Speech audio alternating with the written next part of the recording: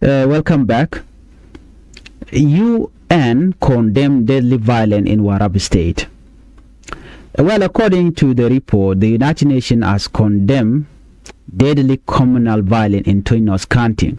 According to the UN, attack in the area reportedly killed more than 60 civilians. Around 50 other people were reportedly injured. The violence also forced people to leave their home. Property was reportedly destroyed and looted. Large number of cattle were also reportedly stolen. This is another painful reminder of the security challenge facing communities in South Sudan. What did the UN say? Farhan Ak, the deputy spokesman for the UN Secretary General, spoke about the violence during a briefing in New York. He said UNMISS had condemned attack carried out by army group in Toinos. The attack reportedly happened in two areas known as Alabek and Akokpayam.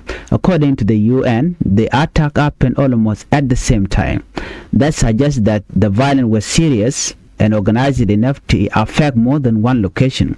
The result was devastating. More than 60 civilians were reportedly killed. About 50 people were injured. Families were displaced. Property was destroyed. Cattle were stolen, and communities were left dealing with fear and anger. Why communal violence is so dangerous? When we look at communal violence is especially difficult to stop because it often involves people who live close to one another. These are not always distant enemies. They can be neighboring communities. They may trade together. They may share road. They may have relatives living on both sides. Yet, when violence began, all grievances can return. Cattle dispute can become political. Political disagreement can become community dispute. A killing can create revenge.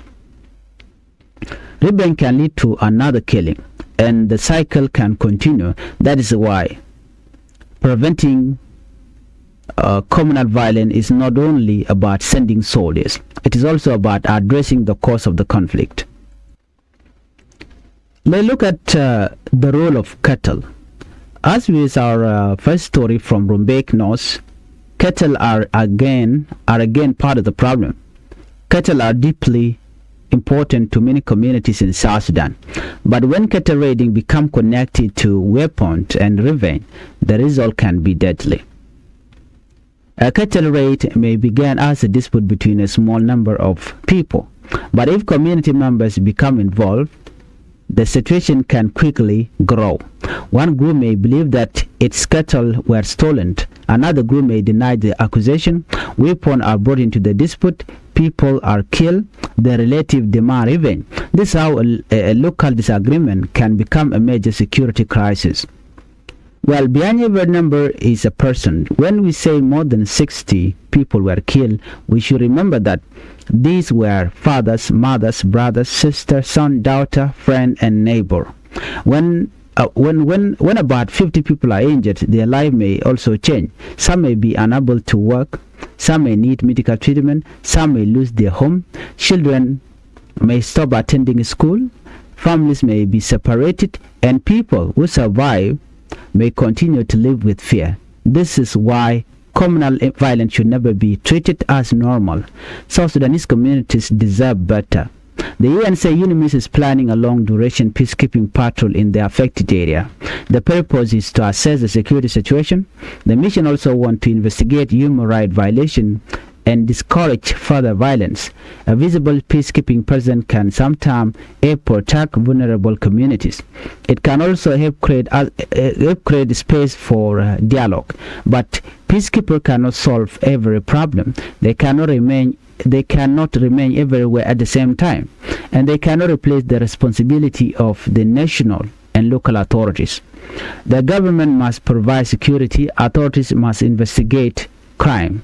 People responsible for serious violence must face justice, and communities must work toward reconciliation. The UN also stressed that peacekeeping patrol must be allowed to reach conflict area without unnecessary delay. This is important. When violence happens in remote location, it may take time for outside organizations to reach the affected communities. During that time, more violence can occur. Evidence can also disappear. A victim may not receive medical assistance quickly. Therefore, access is critical. Humanitarian organizations and peacekeepers need safe access to communities affected by violence. The United Nations has urged the government to strengthen security in the area and hold those responsible accountable. That message is important. Community need to know that killing civilians will not be accepted. If attackers believe there will be no consequences, violence can continue. But when people responsible for serious crimes are investigated and prosecuted, it can send a strong message that violence is not acceptable. Justice can also help communities trust the government. Without justice, victims may feel that they have no option except revenge, and revenge is one of the biggest threats to long-term peace. A government action is necessary, but local leaders also have an important role.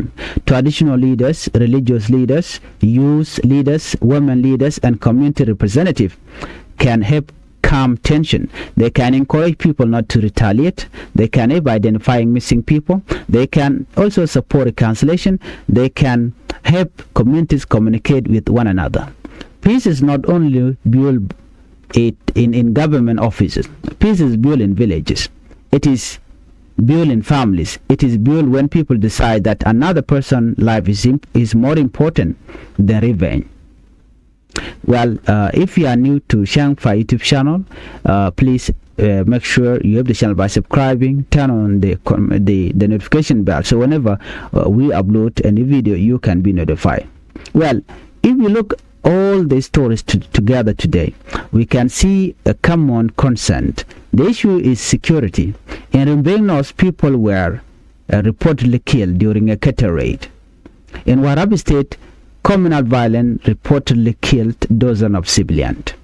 And along the Sudan border, South Sudan and Sudan are trying to improve security cooperation at a time of serious regional instability. These stories are different, but they are connected by one important question: how can South Sudan protect its people and build lasting peace?